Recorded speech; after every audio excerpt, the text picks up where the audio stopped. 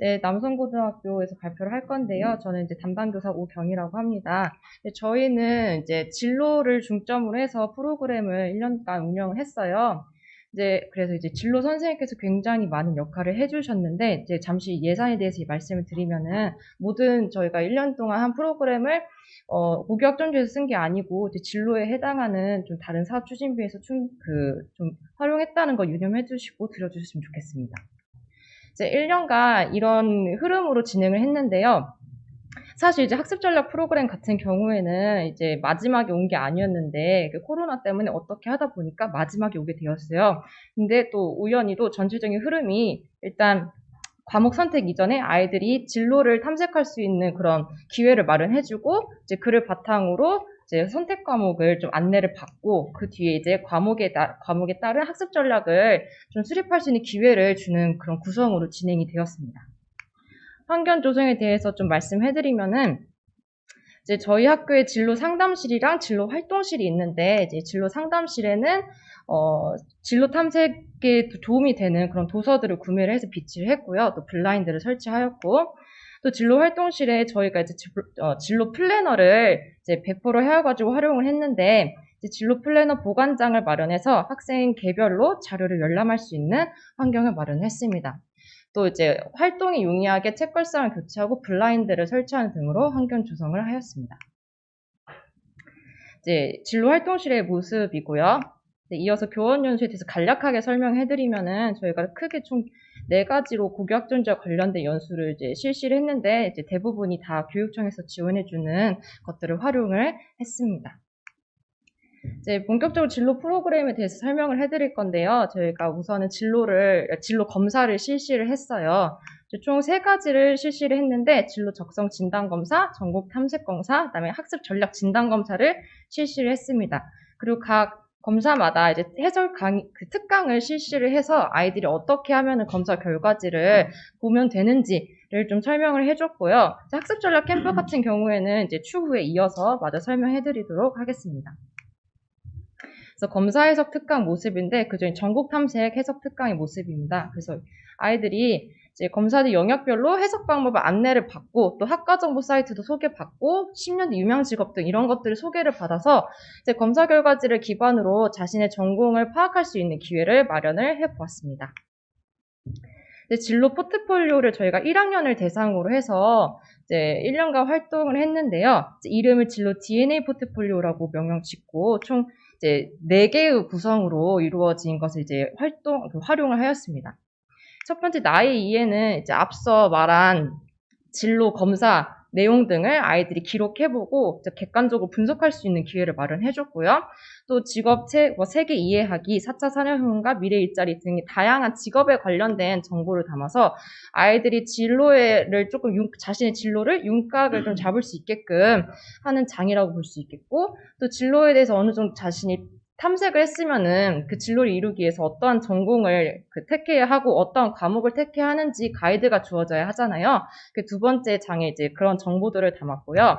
3번째는 이제 대학 입시에 의해서 대입 전형이 어떻게 이루어지는지를 안내하는 장이고 4번째는 학교 생활을 어떻게 해야 하는지를 전반적으로 학생 생활기록부는 이렇게 이루어져 있다라는 것을 알려주고 학생부 종합정역은 이런 것이다라는 것을 알려주는 장으로 이제 저희가 구성을 해보았습니다.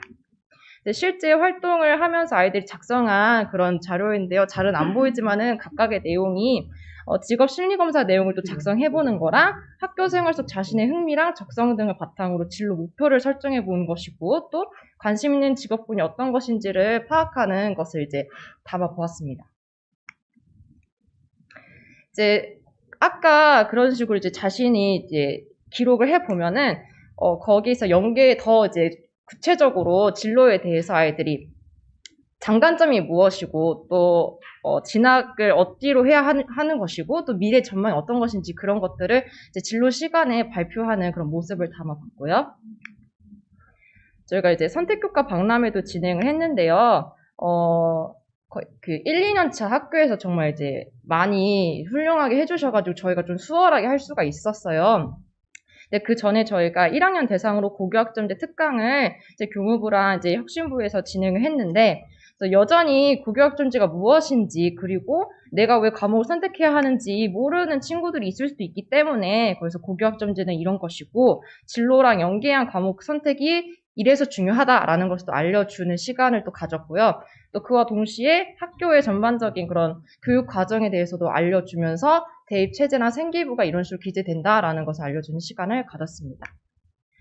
그래서 이제 선택교과 박람회는 하는데 큰 틀은 거의 비슷하고요. 이제 학생들이 원래는 부스 활동을 하려고 했는데 여의치가 않아가지고 교실별로 그냥 교실제로 이렇게 이동하는 식으로 진행을 하였습니다.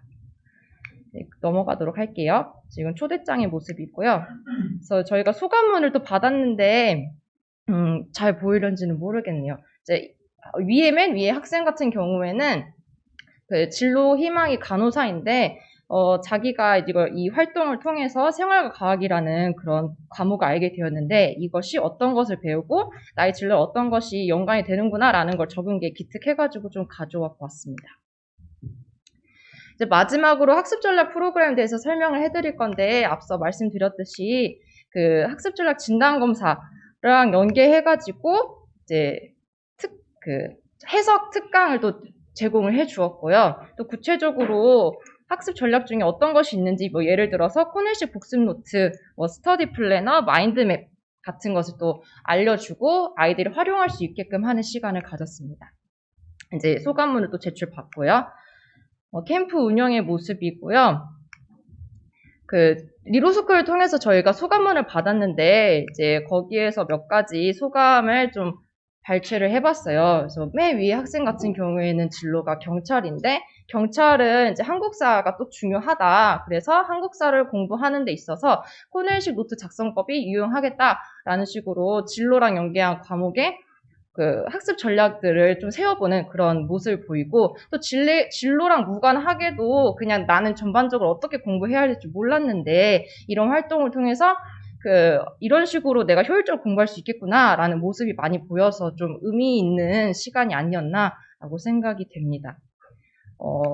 저희가 이제 사례 위주로 좀 발표를 해봤는데요. 저희가 준비한 내용은 여기까지입니다. 네, 들어주셔서 감사합니다.